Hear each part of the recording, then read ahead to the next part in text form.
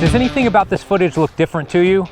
Normally we shoot all of our footage in 24 frames per second, but we actually filmed this in 60 frames per second, more than double the amount of frames. Take a look at some of this footage side by side that was shot in 24 frames a second and 60 frames per second.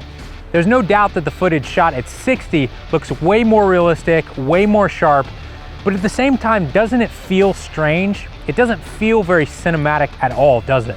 And that's because we've been conditioned over years and years and years to see movies as 24 frames per second. Let's quickly talk about the history of frame rate so that you understand what I'm talking about.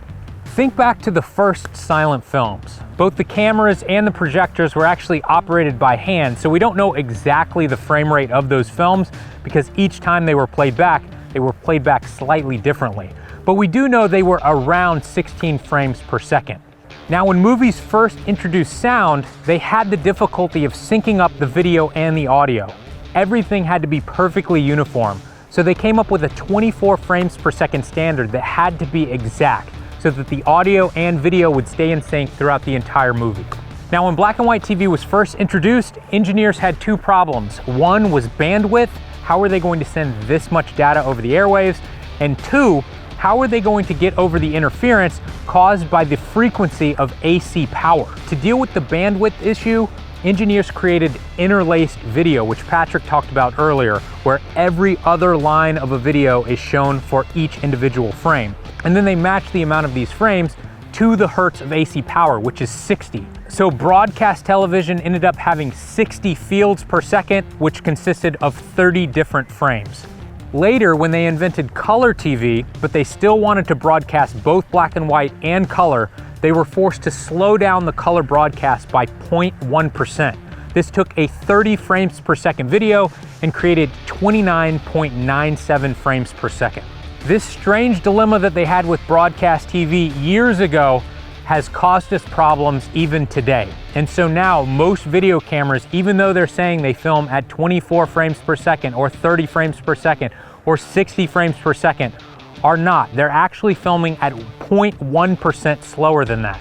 So even though we say that we're shooting in 24 frames per second all the time, technically we're filming in 23.976 frames per second. So in many cases, when we see footage that's filmed at around 24 frames per second, it feels like a high-end production. And then when we see footage filmed at a higher frame rate, for some reason it feels a little bit cheaper to us. Peter Jackson did a really interesting experiment with his last series of movies, The Hobbit, where he actually filmed the entire thing in 48 frames per second and then delivered it to movie theaters in either 48 or 24 frames per second. Now, the interesting thing is that the majority of people who saw this movie in 48 frames per second actually complained about it. They felt like it was cheaper or it looked like a made-for-TV movie. So even though you would think humans would want to see more frames per second because it's more clear, it's more like real life, we have been conditioned to appreciate the 24 frames per second because it's what we've been seeing in movie theaters for years. Now, everything that I've talked about when it comes to frame rate so far has to do with the NTSC broadcast system, which is used in North America and in Japan.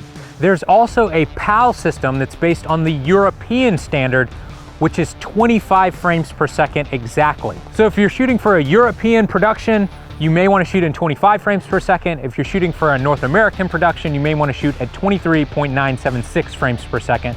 But none of this really matters right now because YouTube, Adobe Premiere, and any other software that you may use to edit this footage is going to be able to accept any frame rate that you choose to shoot in. The basic idea here is that if you want your footage to look cinematic, if you want it to look like it was shot with a big budget movie camera, then you're probably going to want to shoot around 24 frames per second. So now it's pretty obvious to you why we choose to film in 23.976 frames per second. But that only has to do with footage that we want to play back in real time. In many cases, we're going to be shooting things that we want to slow down a little bit or a lot to get really slow motion footage. And in another chapter later on, I'm going to show you how you can use the frame rates of your camera to do just that.